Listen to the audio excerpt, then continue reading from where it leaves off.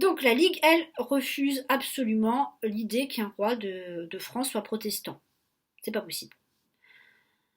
Henri III, il est pas... Non, Henri III, il n'est pas d'accord avec la Ligue, mais il comprend cette idée.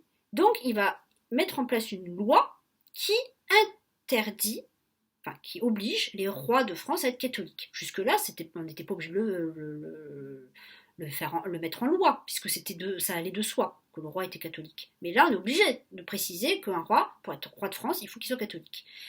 Donc bon, ça satisfait certains Français qui se disent, bon, au moins, ouf, on échappera à un roi protestant. Mais il y en a pour qui ça ne suffit pas. Parce que non, on ne veut pas d'Henri de Navarre comme prochain roi. Et donc Henri III envoie des lettres suppliant Henri de Navarre à se convertir.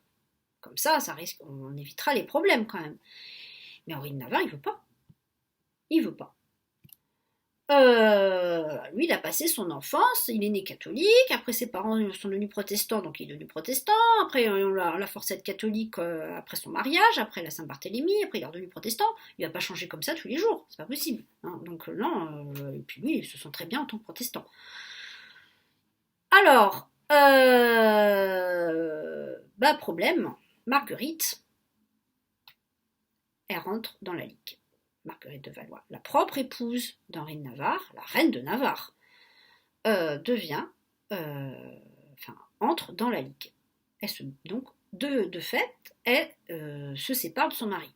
Elle s'oppose à son mari et à son frère, parce qu'Henri III, même s'il n'est pas content que Henri de Navarre reste protestant, il va quand même finir par le soutenir, puisque c'est son successeur. Il n'a pas le choix. Il n'a pas le choix de son successeur. Il ne peut pas dire, finalement, j'en prends un autre. Non, c'est comme ça. Henri de Navarre est descendant de Saint-Louis, donc c'est lui le successeur.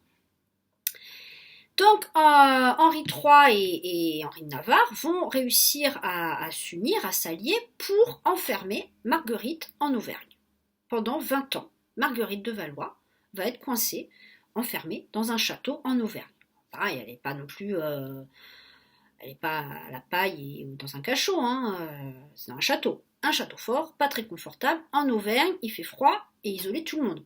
Elle ne risque pas de retrouver tout ce qu'elle aime, c'est-à-dire les grands auteurs, les poètes, les savants, les belles robes à la mode, etc.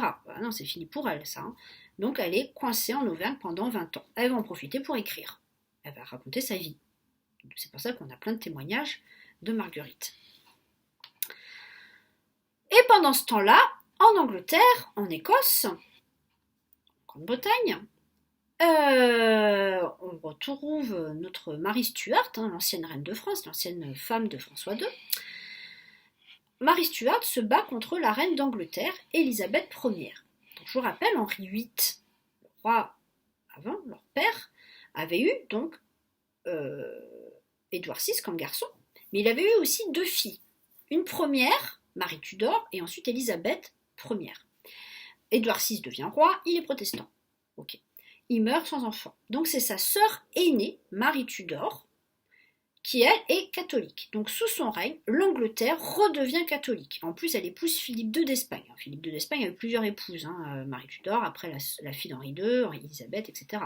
Mais voilà, donc Marie Tudor, catholique. L'Angleterre redevient catholique. Elle meurt, pas d'enfant. Donc c'est son autre sœur, Élisabeth, qui devient reine. Et elle est protestante. Donc l'Angleterre redevient protestante. Mais les catholiques anglais, eux évidemment, ne voulaient pas redevenir protestants. Et ils ne voulaient pas que l'Angleterre redevienne protestante. Donc ils ont pensé que leur héritier, leur vraie reine, c'était Marie Stuart. Parce que par des alliances, elle était aussi cousine des rois et des reines d'Angleterre. Et donc, ils veulent que Marie Stuart devienne reine d'Angleterre. Donc Marie Stuart se faisait appeler Marie Stuart, reine d'Écosse, reine de France et reine d'Angleterre. Alors, en Écosse, elle s'est remariée, elle a eu un enfant, etc., etc. Mais elle va passer son temps à comploter contre Élisabeth Ier, à tel point qu'à un moment, Élisabeth Ier va la mettre en prison et elle va la condamner à mort. Et Marie Stuart va être décapitée. Et donc, voilà, l'Angleterre et l'Écosse se disputent entre les deux royaumes, parce que l'Angleterre est protestante, enfin, doit être protestante pour tout le monde, et l'Écosse doit être catholique pour tout le monde. Sauf qu'il y a des catholiques chez les Anglais et des protestants chez les Écossais. Et le fils de Marie Stuart devient l'héritier d'Élisabeth Ier. C'est-à-dire qu'Élisabeth Ier, elle n'a pas d'enfant non plus. Et donc ça va être lui, le prochain roi d'Angleterre et d'Écosse. Et lui, il calcule son coup, contrairement à sa mère, il va devenir protestant. Et comme ça, quand Élisabeth Ier va mourir, il sera à la fois roi d'Écosse et roi d'Angleterre. Et c'est pour ça que c'est le même pays de nos jours. Voilà. Donc là, c'est ce qui se passe en Grande-Bretagne. Alors, Marie Stuart, avant de mourir, elle envoyait des courriers à Henri III pour qu'il l'aide. C'était son beau-frère, hein, ils se sont connus, ils étaient enfants ensemble. Et Henri III, il ne peut rien faire. Voilà. Et Henri III et le duc d'Alençon, eux, ont été fiancés à Élisabeth Ier. Mais bon, Élisabeth Ier, en fait, elle ne voulait pas se marier. Donc voilà, les choses sont faites comme ça en Grande-Bretagne. Donc en France, les guerres reprennent. Hein. Vous voyez, dans l'Europe, c'est la catastrophe, c'est catastrophe partout. Hein. Mais en France, c'est particulier parce que dans les autres pays, c'est quand même le principe un roi, enfin un souverain, que ce soit un homme ou une femme, la même religion. En France, c'est plus confus. On sait que ça, enfin, on pense que ça doit être comme ça, mais en France, ça va pas se faire comme ça. On n'y arrive pas. Donc on va appeler la nouvelle guerre de religion en France, hein, parce qu'il y a des paix, hein, on a vu qu'il y a eu plusieurs paix, même si ça ne marche pas, et la nouvelle guerre de religion, la guerre avec la Ligue, comme ça, la guerre des trois Henri. Bah oui, Henri III, Henri de Navarre, Henri de Guise. Et Henri III, lui, s'aperçoit que les plus dangereux, c'est pas les protestants au final, c'est les ligueurs, c'est ceux qui soutiennent Henri de Guise.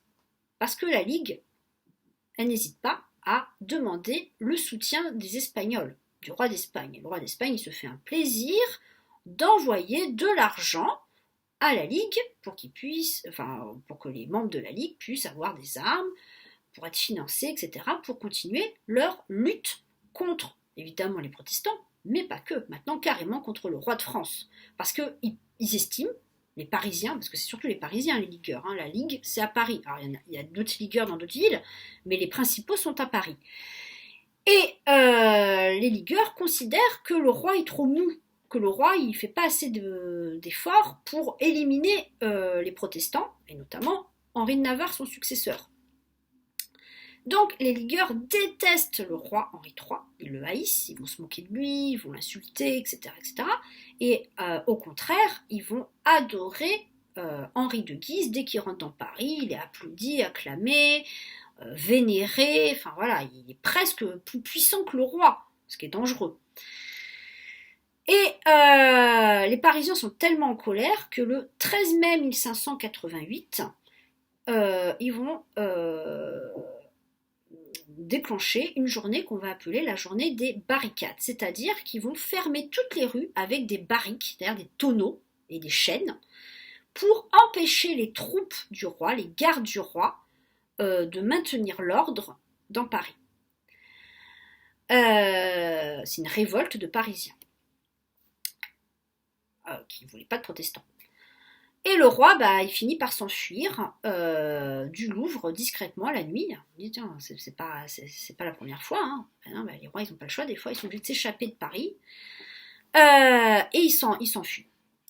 Et il va se réfugier dans plusieurs villes en France. Et au final, il va aller s'installer au château de Blois. C'est à côté d'Amboise, hein, c'est les châteaux de la Loire. Et à Blois, il va convoquer les États généraux. Parce que là, la situation de la France fait qu'on n'a pas le choix, il va falloir convoquer les États généraux. Donc je rappelle les trois ordres, clergé, noblesse, tiers État. Où seront quand même présents quelques protestants quand même. Un petit peu. Et évidemment, le duc de Guise est un des premiers, un des plus importants membres de ces États généraux. Donc il est à Blois. Et un matin, très tôt le matin, Henri III convoque le duc de Guise dans sa chambre pour discuter. Sauf qu'en fait, il y a tout ce qu'on a. Donc c'est Mignon, Mignon d'Henri III, mais c'est pas des gens mignons, hein, c'était des soldats, des militaires. Ces gens, en fait, ont reçu ordre d'Henri III de l'assassiner. Et donc Henri III pense être libéré d'Henri de Guise. Donc vous voyez au document 19 l'assassinat du duc de Guise. Malheureusement, Catherine de Médicis, qui maintenant est très vieille, qui est juste au-dessus de la chambre, elle comprend ce qu'a fait son fils, et là elle lui dit non, c'est une erreur, ça va être pire. Et la pauvre Catherine de Médicis, elle va vite mourir parce que là, elle est vieille, la situation en France, elle a beau et avoir tout fait pour que ça fonctionne, ça n'a pas marché, elle a fait ses propres erreurs, hein, et puis pas des moindres. Son fils n'a toujours pas d'enfant, aucun de ses fils n'a eu d'enfant, aucun de ses enfants n'a eu d'enfant. Donc, sa vie n'a pas de sens. Et donc, elle meurt rapidement. Et Henri III, il n'a pas d'autre solution que de s'allier à Henri de Navarre pour faire entendre raison aux Parisiens. Les Parisiens, la Ligue des Parisiens, cesse sa lutte contre le roi. C'est pas possible. Donc ils vont assiéger Paris. Les deux armées, l'armée d'Henri III et d'Henri de Navarre, les deux armées vont assiéger Paris. Il faut rappeler qu'à cette époque-là, Paris était entouré de fortifications. Il y avait une enceinte, d'où le nom de porte. Aujourd'hui, on a la porte d'Orléans, la porte d'Italie, etc. Parce que avant, il y avait des vraies portes. On entrait dans Paris par des portes. Tout le reste était fortifié. Et là, ces portes, elles sont fermées. On ne veut pas faire entrer le roi, mais encore moins évidemment Henri de Navarre. Et donc les deux princes, les deux rois, sont obligés de assiéger Paris. Les deux armées entourent Paris. Et les Parisiens, pendant ce temps-là, il y a beaucoup moins de choses à manger, puisqu'ils ont tout fermé. Il n'y a pas de marchandises qui peuvent entrer dans Paris. Donc à un moment, ils vont mourir de faim. Et donc Henri III, lui, surveille Paris de la butte de Saint-Cloud.